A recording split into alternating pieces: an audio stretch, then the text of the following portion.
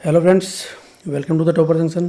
दोस्तों, बात करेंगे आरपीएससी द्वारा आयोजित विभिन्न परीक्षाओं में पूछे गए महत्वपूर्ण प्रश्न। दोस्तों, ये इम्पोर्टेंट इसलिए है क्योंकि पहली बात तो आरपीएससी ने इसको पूछा गया है, किसी न किसी एग्ज़ाम में ये क्वेश्चंस आए हुए हैं। ठीक है। सेकंड थिंग इम्पोर्टेंट इसलिए है क्योंकि इन क्वेश्चंस को आगे आरपीएससी द्वारा किस तरह से रिपीट किया जाता है, किस तरह से पूछा जाता है, उसके बारे में भी अपन बात करेंगे। ठीक है। तो इसलिए ये क्वेश्चन इंपॉर्टेंट है क्योंकि अपने पास क्या है, जिन भी एग्जाम से पूछे जाएंगे, आने वाले जितनी भी एग्जाम्स हैं आरपीएससी द्वारा आयोजित की जाएगी। और अभी देखो दोस्तों, अक्टूबर, नवंबर, दिसंबर, जनवरी तक सब कंप्लीट सभी मंथ में कोई ना कोई एग्जाम है।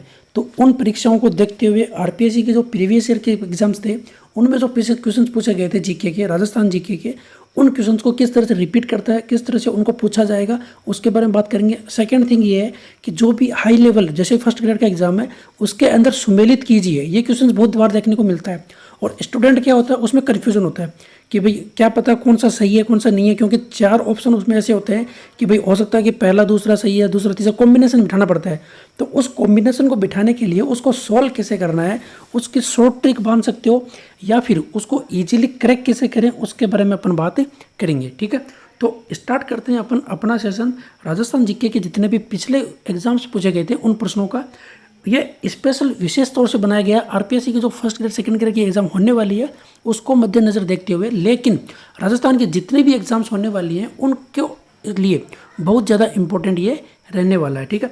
देखो दोस्तों, अपना पहला प्रश्न ये है कि सुमेलित कीजिए।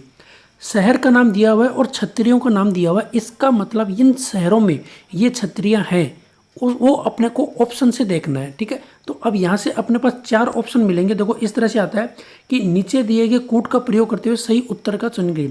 इसका मतलब कौन सी छतरी किस जिले में है, किस जगह पर है, उसके बारे में डिस्कशन करना है।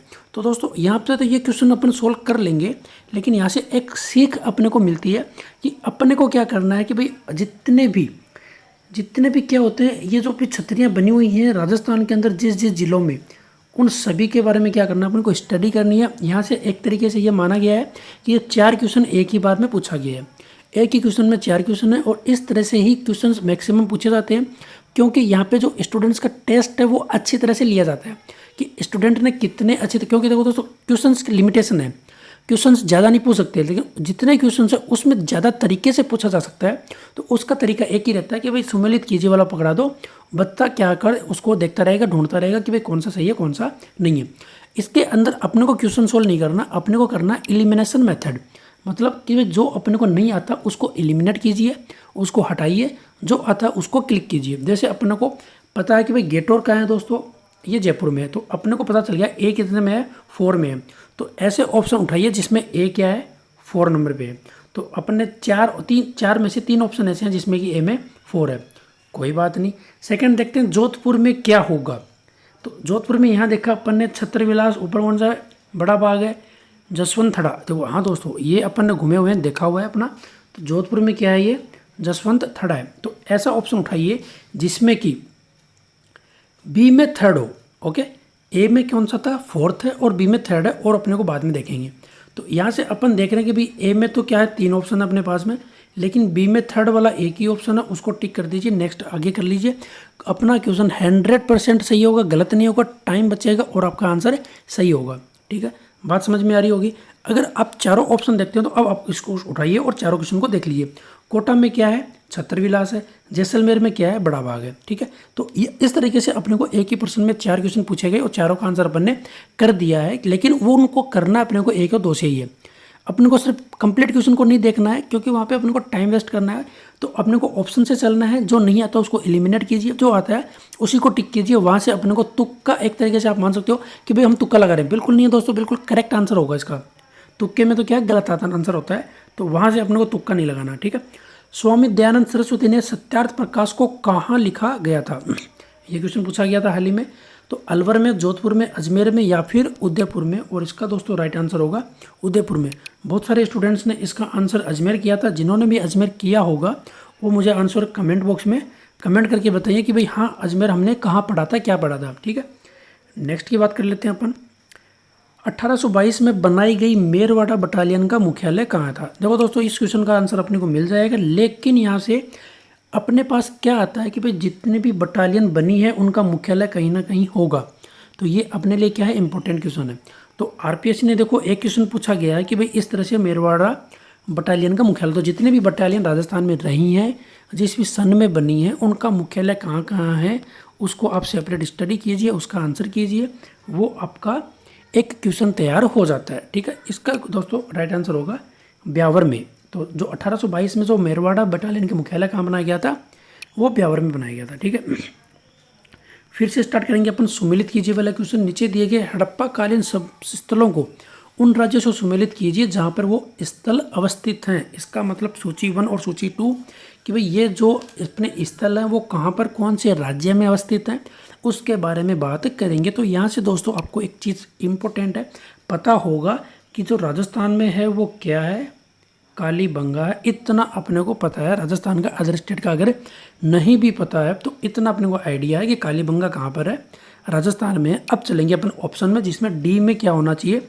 फर्स्ट होना चाहिए। तो यहाँ से अपन देख रहे हैं तो 2 ही ऑप्शन अपने पास ऐसे हैं जिसमें डी में फर्स्ट आंसर है। ठीक है, ऑप्शन नंबर 1, ऑप्शन नंबर 3। तो 2 ऑप्शन अपने पास में एलिमिनेट हो गए, मतलब ये नहीं हो सकता और ये भी नहीं हो सकता है। तो इन ऑप्शन को अपने को देखना नहीं है। आगे अपन चलेंगे ए में थर्ड और फोर्थ। तो यहाँ से अपन ए को उठाते हैं। ए में आलमगीरपुर, और ये कहाँ पर है, थर्ड और फोर्थ उत्तर प्रदेश या फिर गुजरात। अगर किसी स्टूडेंट ने थोड़ा बहुत भी पढ़ा है हल्का फुल्का तो आलमगीरपुर कहाँ है दोस्तों, ये है गुजरात में। तो ऐसा ऑप्शन अपने को उठाना है। तो ए में तो होना चाहिए फोर्थ और डी में होना चाहिए फर्स्ट, ये अपना आंसर हो गया। तो यहाँ से अपन देखते हैं कि भाई ए में तो होगा फोर्थ और डी में होगा फर्स्ट, मतलब ऑप्शन नंबर 3, ये अपना हो गया आंसर करेक्ट। ठीक है, अब यहाँ से अगर कुछ और आपको करेक्शन करना है तो आप इजीली कर सकते हैं। ओके, नेक्स्ट की बात करते हैं अपन। देखो यहाँ पे भी सुमेलित कीजिए। तो यहाँ पे क्या सुमेलित करना है, यहाँ पे लेखक का नाम है और ग्रंथ का नाम है कि कौन से लेखक ने कौन सा ग्रंथ लिखा है। तो अगर यहाँ पे अपने को आइडिया नहीं है तो अपना ऑप्शन आंसर नहीं कर पाएंगे। तो कर्णिदान, सूरज प्रकाश, मंडन, राजवल्लभ, पद्मनाभ, कानड़। तो यहाँ से अपना ऑप्शन उठाते हैं पहले।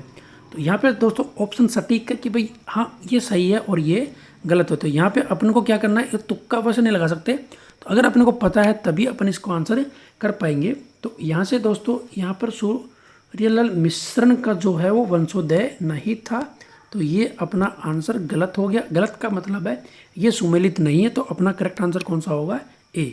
और ए कहाँ पर है दोस्तों, ऑप्शन नंबर 2। ठीक है, नेक्स्ट की बात करते हैं अपन। स्वतंत्रता आंदोलन के दौरान राष्ट्रीय शोक दिवस कब आयोजित किया गया था। ओके, तो भारत विभाजन के दिन, बंगाल विभाजन लागू होने के दिन, कांग्रेस के सूरत अधिवेशन के दिन, जलियांवाला बाग हत्याकांड के दिन। तो इसका दोस्तों राइट आंसर होगा बंगाल विभाजन लागू होने के दिन। और सेकंड थिंग यहाँ से इंपॉर्टेंट एक ये है कि जो राष्ट्रीय शोक दिवस था वो कब आयोजित किया गया था, इस दिन हुआ था। तो इसका अगर किसी विद्यार्थी को, किसी स्टूडेंट को डेट या फिर सन याद हो तो मुझे कमेंट बॉक्स में कमेंट करके बताइए कि सर मुझे पता है ये कब हुआ था, क्या हुआ था। ठीक है, यहाँ से एक चीज़ इंपॉर्टेंट और निकल के आती है कि भाई आरपीएससी ने ये क्वेश्चन पूछा है, इसका मतलब आरपीएससी के माइंड सेट में क्या है कि भाई ये 3 जो ऑप्शन आपके पास गिवन है, इन तीनों ऑप्शन के बारे में आपको स्टडी करनी है कि जो भारत का विभाजन था वहाँ से क्या क्वेश्चन बन सकते हैं, कांग्रेस के सूरत अधिवेशन के दिन उससे क्या क्वेश्चन बन सकते हैं, और सेकेंड थिंग है जलियांवाला बाग हत्याकांड के दिन जो भी घटनाएं घटी थी, जो भी हुआ था, वो क्या क्या क्वेश्चन जनरेट कर सकते हैं, क्रिएट कर सकते हैं, वहाँ से आपके आंसर बन जाएंगे। ठीक है, नेक्स्ट की बात करते हैं अपन। बीकानेर संग्रहालय में प्रदर्शित महिषासुर मर्दिनी की लाल मिट्टी की मूर्ति मूलतः कहाँ से प्राप्त की गई। लाल मिट्टी की मूर्ति है दोस्तों, याद रखिएगा ये ऑप्शन अपने पास में सांबर, तक्षगढ़, भट्टनेर या फिर आम्बेर। तो ऑप्शन अपने पास राइट आंसर होगा ऑप्शन नंबर 3 भट्टनेर। ठीक है, नेक्स्ट की बात करते हैं। दूधवा खारा किसान आंदोलन किस राज्य से संबंधित था, जोधपुर, जैसलमेर, बीकानेर या फिर जयपुर। इसका आंसर आ जाएगा, लेकिन यहाँ से एक सीख मिलती है।